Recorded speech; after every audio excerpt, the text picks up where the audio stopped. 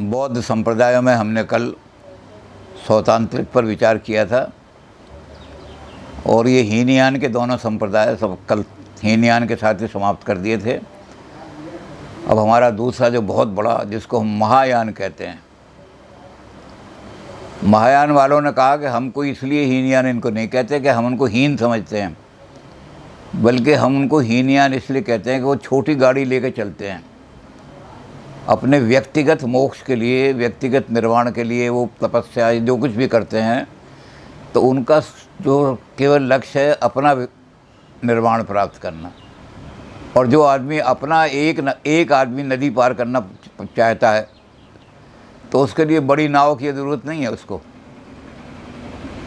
वो तो अपने हिसाब से जितना उसका वज़न है या जितना वो आदमी है, वो छोटी सी नाव बनवा लेगा और उस छोटी सी नाव पर चढ़ करके वो भवसागर से पार उतर जाएगा, संसार से पार उतर जाएगा।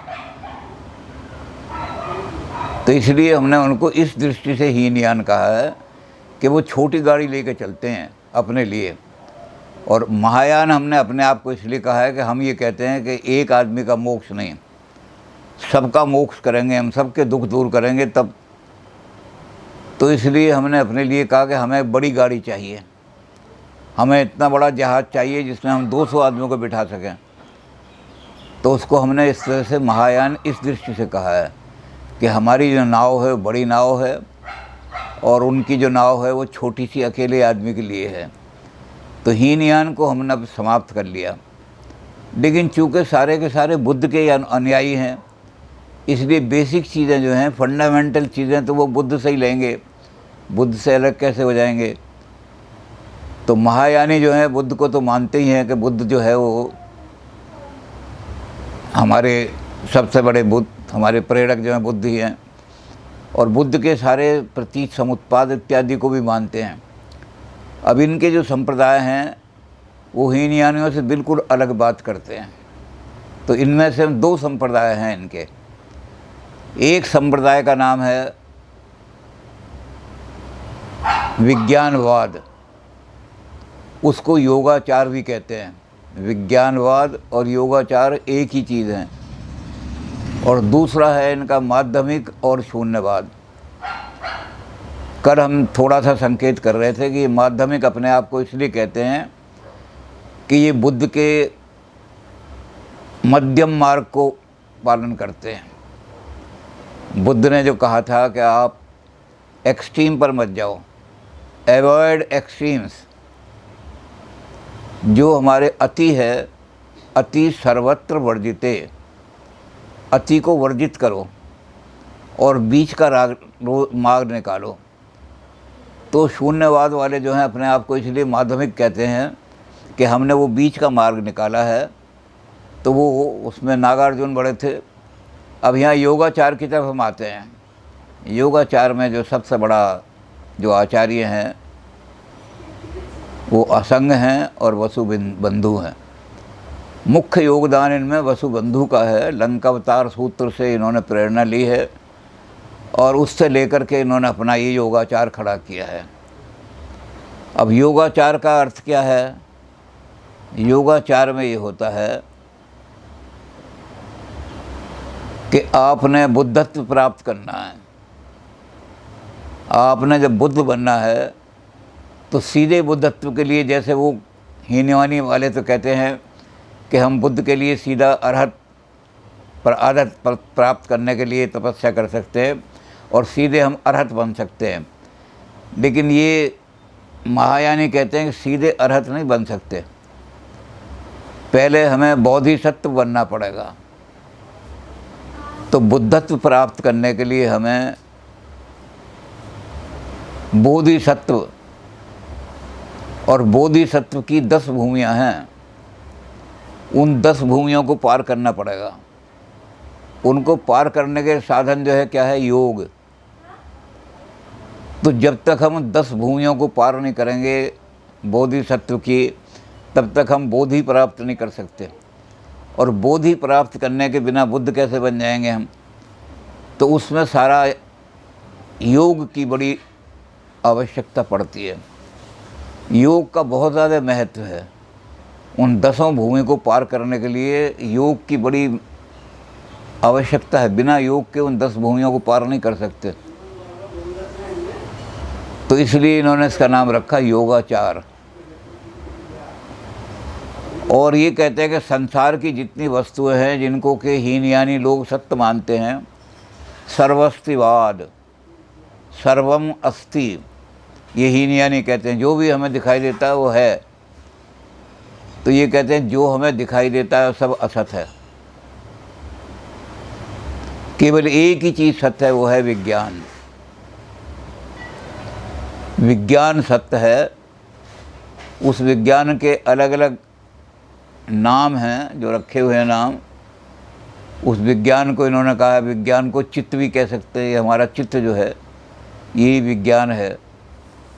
फिर इस विज्ञान को हम ये कह सकते हैं कि विज्ञान के साथ विज्ञप्ति मात्र है ये, यानी चित्त की एक विकसित स्थिति विज्ञप्ति। तो ये इसको हम व्यक्ति कहते हैं। और कुछ लोग इस पाश्चात्य टर्मिनोलॉजी इस्तेमाल कर रहे हैं, जिन्होंने भारतीय दर्शन का पाश्चात्य अंग्रेजी में अनुवाद किया है। वो इस विज्ञान को कहते हैं मन, साइके। तो साइके, विज्ञान, विज्ञप्ति मात्र, चित्त, ये सब एक ही चीज़ हैं। और वो कहते हैं केवल विज्ञान ही रियल है। अब उसके लिए वो एक ही प्रमाण देते हैं। क्या प्रमाण है? कि जब आप धीरे धीरे धीरे धीरे समाधि अवस्था में पहुंचते हो, धारण ध्यान समाधि, तो समाधि अवस्था में पहुंचते क्या होता है कि सारा जगत आपके सामने दिखाई नहीं देता। समाधि की अवस्था तुरिया की अवस्था है। पहली अवस्था है आदमी की जागृत अवस्था। जागृत में सारा जगत हमें सत्य दिखाई देता है, हर चीज़। दूसरी अवस्था है आदमी की स्वप्न अवस्था। स्वप्न अवस्था में क्या होता है कि जगत का बीज मात्र तो रह जाता है, सूक्ष्म रूप तो रह जाता है, जगत नहीं रहता। और जब सूक्ष्म रूप रह जाता है तो उसमें कोई नियम भी नहीं रहता। हाथी रेल के अंदर घुस रहा है, सपने में ऐसा दिखाई देता है। तो सपने में ये भी सत्य मानते हैं इसको, सपने में तो सत्य है, लेकिन वास्तव में सत्य नहीं है ये। अब ये स्वप्न अवस्था से जब हम ऊपर उठते हैं तो सुषुप्ति आती है। सुषुप्ति होती है ड्रीमलेस स्लीप। इसमें जगत केवल बीज रूप में रहता है। मृत्यु में और नींद में यही अंतर है कि मृत्यु के बाद दोबारा वापस नहीं आ सकते हम, लेकिन निद्रा के बाद, गहरी निद्रा में हम सोए हैं, एक भी स्वप्न नहीं है उसमें, वो सुषुप्ति अवस्था जो है।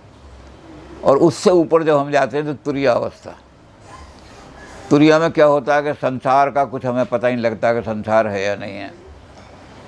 तो सारा संसार जाके चित्त में, या जिसको हम विज्ञान कहते हैं, उस विज्ञान के अंदर सारा जगत लीन हो जाता है। सारा जगत उसके अंदर समा जाता है। जगत रहता ही नहीं, जगत का अस्तित्व ही नहीं है जब समाधि में पहुंच जाते हैं। उसके बाद हम जब समाधि से जागते हैं तो धीरे धीरे जो हमारे चित्त की वृत्तियां हैं वो बाहर निकलना शुरू होती हैं। और बाहर जब निकलती हैं तो बाहर निकल करके वो हमारे सामने चित्त की वृत्तियाँ जो हैं वो सामने शुरू होती हैं हमारी। तो जैसी हमारी वृत्ति होती है ऐसा रूप हमें दिखाई देने लगता है। अगर वृत्ति हमारे अंदर घड़े की है तो बाहर घड़ा दिखाई देगा। तो बाहर का घड़ा जो है वो सत्य नहीं है। मेरे चित्त की वृत्ति जब बाहर की तरफ जाती है, प्रोजेक्शन होता है उसका, जब प्रोजेक्ट करता हूँ मैं उसका, तो वो वस्तु बन के दिखाई देती है। और वस्तु का रूप धर के दिखाई देती है तो हम वस्तु को सत्य मानने लगते हैं, लेकिन सत्य नहीं है, क्योंकि हम फिर समाधि में जाएंगे तो लीन हो जाएगी इसमें। तो सारा जगत जो है, जो दृश्यमान जगत है जो हमें दिखाई दे रहा है, वो सारा का सारा विज्ञान से ही उत्पन्न होता है और विज्ञान में ही लीन हो जाता है। उसकी कोई सत्ता नहीं है। बाह्य वस्तु कोई भी सत्य नहीं है। वो हमारे जो आइडियाज़ हैं, जिनको हम चित्त कहते हैं, हमारे आइडियाज़ का ही प्रोजेक्शन है। तो बाह्य जगत भी हमारे आइडियाज़ का प्रोजेक्शन है और आंतरिक जगत भी हमारे आइडियाज़ का प्रोजेक्शन है, चित्त का प्रोडक्शन है। उनको अंग्रेज़ी में आइडिया कह दो। बहुत सारे लोगों ने उसका, जैसे मैंने कहा, उसका अनुवाद बहुत सारे लोगों ने साइके किया है, तो उसको साइके कह दो, चाहे उसको माइंड कह दो, कुछ कह दो, तो वो हमारे जो है वो बाह्य वस्तु उसी का प्रोजेक्शन है। जैसी हमारे आइडियाज़ होंगे उसको आइडिया भी कह देते हैं। बर्कले ने उसको आइडिया कहा है कि बाह्य जगत जो है वो हमारे अंदर संवेदना पैदा नहीं करता, बल्कि हमारे आइडिया जो हैं बाहर की तरफ प्रोजेक्ट होते हैं और वो प्रोजेक्ट होकर के वस्तु का ऑब्जेक्ट कर लेते हैं। Objectification of our mental tendencies, जो हमारी मेंटल टेंडेंसीज़ हैं, जब वो ऑब्जेक्टिफिकेशन होकर सामने आती हैं तो वो, इसलिए हम इसको कहते हैं विज्ञानवाद। केवल विज्ञान ही सत्य है, चित्त ही सत्य है, चित्त ही सब चीज़ों का आलम्बन है और उसके अलावा कोई चीज़ हमारे सामने सत्य नहीं है। तो बाह्य जगत को ये सत्य नहीं मानते, बाह्य जगत असत्य है। तो अब इनमें हम देखना पड़ता है कि जब बाह्य जगत असत्य है तो कैसे ज्ञान प्राप्त करेंगे। तो इन्होंने कहा ज्ञान 3 प्रकार का होता है। पहला ज्ञान है भ्रामक ज्ञान। इस भ्रामक ज्ञान को हम 2 हिस्सों में बांटते हैं। एक हिस्से को हम कहते हैं कि जैसे रस्सी हमें सांप दिखाई दे रही है, और एक ऐसा है कि हमारे शब्द से कोई ज्ञान बन जाता है, तो उसे कहते हैं विकल्प। कल्पना से हम ज्ञान बना लेते हैं। जैसे मैं कहीं सुन करके आया, कहीं कविता पढ़ी जा रही थी, उस कविता में सुना था तुम इतनी कोमल हो कि हवा भी तुम्हें उड़ा करके ले सकती है। तो मैं ये सुन के तो आया शब्द, और इस शब्द के ऊपर मैंने कल्पना की कि कोई ऐसी चीज़ होती होगी जो हवा में उड़ जाए, तो हमने परियों की कल्पना कर ली, जबकि परियां होती नहीं कुछ भी। तो ये सारा विकल्प ज्ञान जो है ये सब मिथ्या ज्ञान है। जो शब्दों के आधार पर बनता है ज्ञान वो विकल्प कहलाता है। और जो ऐसा ज्ञान है जो हमारी भ्रांति, ख्यातिवाद जिसको कहते हैं, भ्रांति के कारण जैसे रज्जो हमें सांप दिखाई देने लगती है, रस्सी सांप दिखाने लगती है, तो ऐसा ज्ञान जो है वो भी मिथ्या ज्ञान होता है। दूसरा ज्ञान होता है हमारा सापेक्ष ज्ञान। जो भी ज्ञान है वो सारे आदमियों के लिए एक साथ सत्य नहीं होगा। इसकी बहुत ज़्यादा व्याख्या हमें जैनिज़्म में मिलती है। जैनिज़्म में उन्होंने जो एक उदाहरण दिया है, बहुत इसकी हमने चर्चा की थी जैनिज़्म में। नय, इसमें शब्द नय होता है, संग्रह नय होता है। नय का मतलब दृष्टिकोण। किस दृष्टिकोण से हम किस चीज़ को देख रहे हैं, वो दृष्टिकोण के हिसाब से हमें उसका ज्ञान प्राप्त होगा। जैसे एक पौधा है, उस पौधे को हम देखने जाते हैं, तो एक वैद्य अगर उस पौधे को देखने जाएगा तो कहेगा कि मलेरिया को और मच्छर से काटी हुई बीमारी को दूर करने के लिए ये औषध पौधा है, औषधि का पौधा है। उसकी दृष्टिकोण से वो तुलसा जो है वो औषधि का पौधा बन जाती है। लेकिन दूसरा आदमी आता है, उसकी दृष्टिकोण है धार्मिक, कहेगा नव तुलसी का वृंदते हैं देख हर्ष कपिरा है। जहाँ तुलसी का पौधे लगे होंगे इसका मतलब वहाँ भगवान का वास है, तो कहता पूजनीय पौधा है तुलसी का, तो उसकी दृष्टि से वो दूसरा दिखाई देने लगेगा। इस तरह से तरह तरह की जैसी हमारी दृष्टि होगी, जिसको हम नय कहते हैं जैन धर्म में, तो यहाँ उसको दृष्टिकोण कहेंगे, यहाँ से सापेक्ष ज्ञान कहेंगे। जैनियों का उदाहरण हम पहले ही दे चुके हैं, बहुत लंबा चौड़ा, कि अंधे लोग जो हैं उन्होंने हाथी को देखा, तो एक अंधा जो था पीछे की तरफ खड़ा था, उसने पूंछ देखी तो उसने कहा हाथी तो एक बहुत मोटा रस्सा होता है। एक आदमी जो साइड में खड़ा था उसने कहा हाथी तो एक प्लेटफार्म होता है। जैसे हम बच्चों को तख्त वो होता है ब्लैक बोर्ड, ऐसा ब्लैक बोर्ड होता है, तो वो हाथी को कहेगा ये तो हाथी तो कोई तख्ता है, इस तख्ते के ऊपर क्या हो, कुछ भी लिख भी सकते हो कुछ भी। जो उसकी तरफ खड़ा था पैरों की तरफ, उसने कहा हाथी तो एक खंबा है। तो ये हमारा जो ज्ञान है ये सापेक्ष ज्ञान होता है। और एक हमारा ज्ञान होता है वो निरपेक्ष ज्ञान होता है। यही निरपेक्ष ज्ञान ही सत्य है। ये निरपेक्ष ज्ञान वो है जो हमें अपने विज्ञान द्वारा प्राप्त होता है, अपने चित्त द्वारा प्राप्त होता है। ये चित्त जो है इसकी वृत्ति में एक प्रमाण वृत्ति भी है। तो जो प्रमाण वृत्ति के द्वारा ज्ञान प्राप्त होगा उसको हम कहेंगे ये 3 तरह के ज्ञान में ये ज्ञान सत्य ज्ञान है। तो ये ज्ञान के इस 3 रूपों को मानते हैं। अब ये क्या कहते हैं, ये कहते हैं कि हमारे पास जो सबसे बड़ा लक्ष्य है हमारा, वो जीवन का वो लक्ष्य क्या है हमारा। तो महायानियों ने, जब हम महायान हीनयान कर रहे थे तो हमने देखा महायानियों ने बुद्ध की 3 काया मानी है। हीनयानी तो कहते हैं बुद्ध की एक ही काया थी, वो मरणशील माया काया थी। जो मरणशील काया है, बुद्ध ने जन्म लिया, बुद्ध ने शादी की, बुद्ध ने बच्चा भी, एक बच्चा भी हुआ उनका, वो रोगग्रस्त भी हुए, उनको व्याधियों ने भी घेरा और फिर उनका शरीर नाश हो गया। लेकिन महायानी कहते हैं कि बुद्ध ने खुद कहा था, बुद्ध ने कहा मेरे जो रूप शरीर को देख रहे हैं, रूपात्मक शरीर को, वो बड़ा घृणित है, नश्वर है, नाश होने वाला है, क्षणभंग है, उसको देख करके क्या करोगे। तो ये फिजिकल बॉडी को उन्होंने, बुद्ध ने अपने को कहा कि ये फिजिकल बॉडी तो मेरी नश्वर है, इस नश्वर बॉडी से तुम्हें क्या प्राप्त होगा। तो इस नश्वर बॉडी के बारे में उन्होंने कहा फिर दूसरी बॉडी, तो उन्होंने कहा दूसरी बॉडी जो है धर्म काय है, धर्म काय जो है सूक्ष्म है, और धर्म काय जितने भी धर्म हैं संसार को, क्योंकि इन्होंने धर्म की परिभाषा दी है कि जो सत्ताधारी जितने भी पदार्थ हैं वो सारे धर्म कहलाते हैं। वो संसार को संस्कृत धर्म और असंस्कृत धर्म, इन्होंने उनका भेद तो नहीं किया महायानियों ने, लेकिन ये कहते हैं कि जितने धर्म हैं चाहे वो कैसे ही हों, इन धर्म, सारे के सारे धर्म जो हैं, इन धर्मों से निर्मित एक काया है, वो काया सूक्ष्म है, इस नश्वर काया से परे है वो, और वो काया जो है धर्म काया है मेरी। और तीसरी काया वो है जो तुषित लोक में, जो मेरा परम स्थान है, जहाँ मैं हमेशा विराजमान रहता हूँ, वो है तुषित लोक, यानी जिसको हम अपनी भाषा में, संस्कृत भाषा में स्वर्ग कह सकते हैं, स्वर्ग धाम। भगवान राम का स्वर्ग धाम कौन सा? साकेत। जब यहाँ से गए भगवान तो अपने धाम में पहुँचे, उसका नाम था साकेत। तो साकेत जो है वो स्वर्ग में एक जगह है जहाँ राम का स्थान है।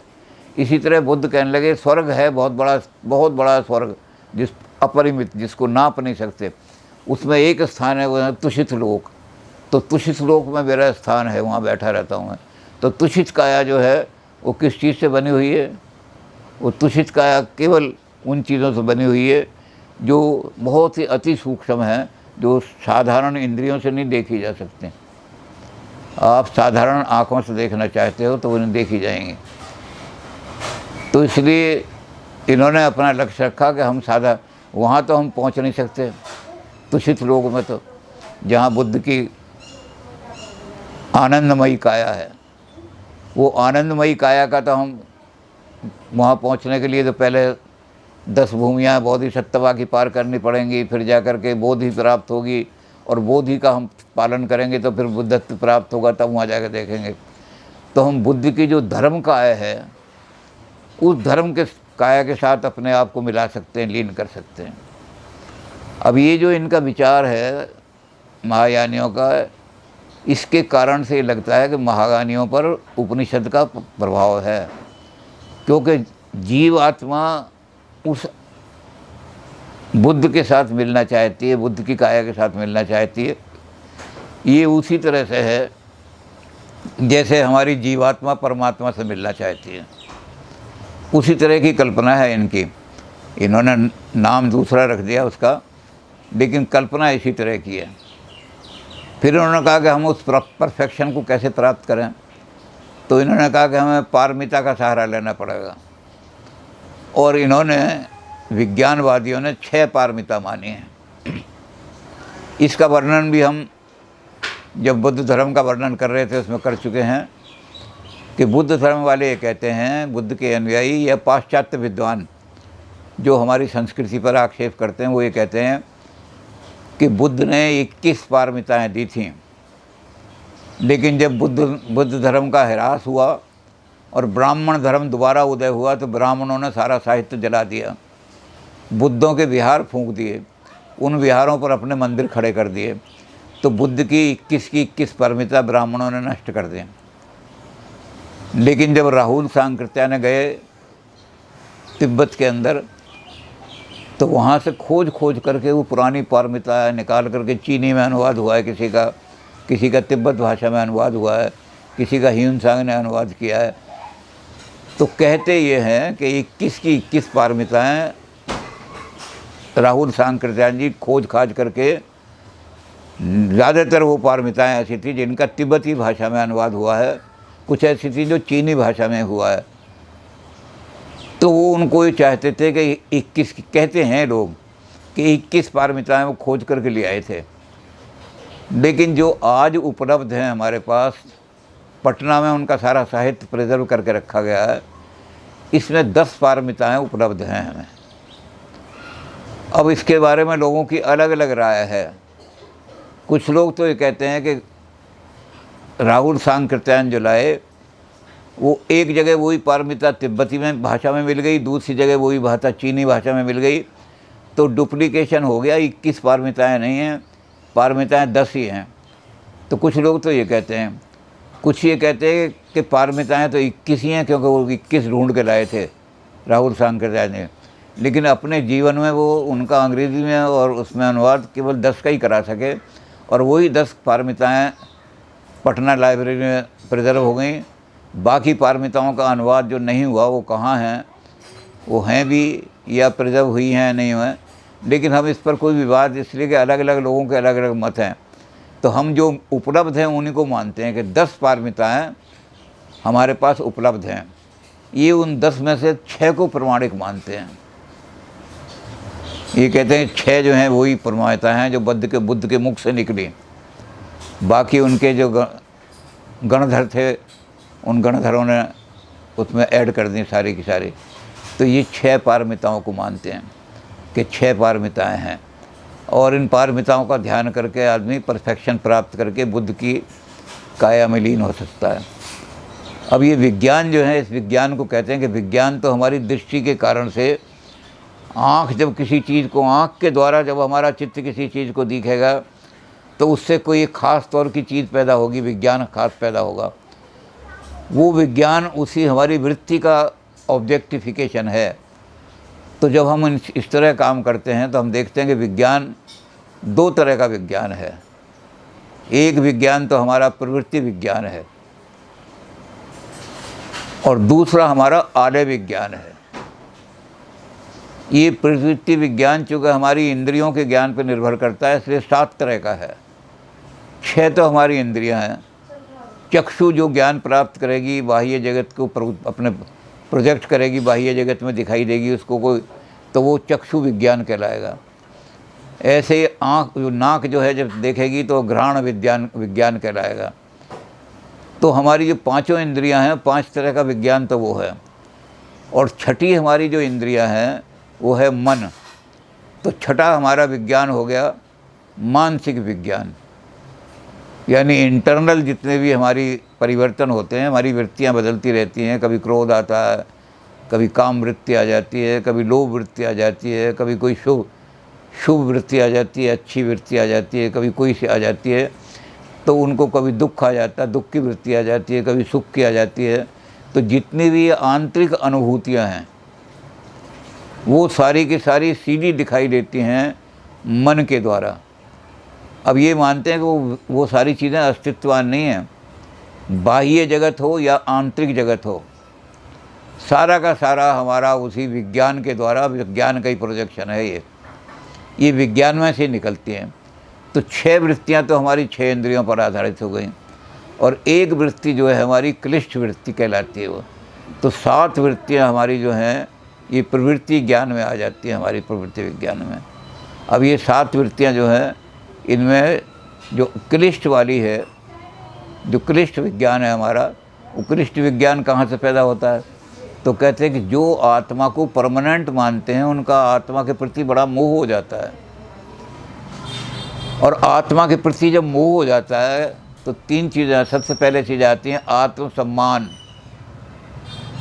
किसी ने मुझे नमस्ते नहीं किया, मैं एक जगह गया तो वहाँ क्या किया उन्होंने कि एक आदमी जो बाहर से आए थे, पता नहीं वो SDM थे या कोई DC थे या कौन थे, उनको तो सोफे पे बिठा दिया, और मुझे उन्होंने पीछे जो कुर्सियाँ पड़ी थी उनमें बिठा दिया। तो मैं कुर्सी पे नहीं बैठूंगा, उठ कर चल दूँगा, नमस्ते जी मुझे कहीं जाना है। क्यों चल दूँगा? मुझे आत्मसम्मान, मेरा सम्मान नहीं हुआ। ये भावना आदमी को बड़ी क्लिष्ट करती है, बहुत दुख देती है। तो ये आत्मसम्मान पहली चीज़ है। फिर आत्म प्रेम, मेरी आत्मा को क्लेश नहीं होना चाहिए किसी चीज़ से भी। मेरी आत्मा आनंद प्राप्त करनी चाहिए, दूसरों को आनंद मिले या न मिले। तो मैं अपनी आत्मा का आनंद खोजता हूँ। कुछ लोग जो हैं इसको संसार में आनंद को खोजते हैं तो चारवाक बन जाते हैं, कुछ संसार से अगर ऊपर उठ करके खोजते हैं तो वो सन्यासी बन जाते हैं परमानंद प्राप्त करने के लिए। लेकिन वो आत्मा के साथ ऐसे जुड़े रहते हैं कि मेरी आत्मा को आनंद मिलना ही चाहिए। तो ये जो है आत्मा का कि आत्मानंद की बात। और इसमें सबसे बड़ी चीज़ और जो आती है वो आती है आत्ममोह। ये अस्मिता की तरह से ये भी ऐसे ही है जैसे कि हमने अभी देखा था आत्मसम्मान, तो आत्ममोह भी ऐसे ही है। तुलसीदास जी ने इसको लिखा है, मोह 10 मौली। ये मोह जो है 10 रूप में प्रकट होता है और वो 10 रूप में वही रावण है।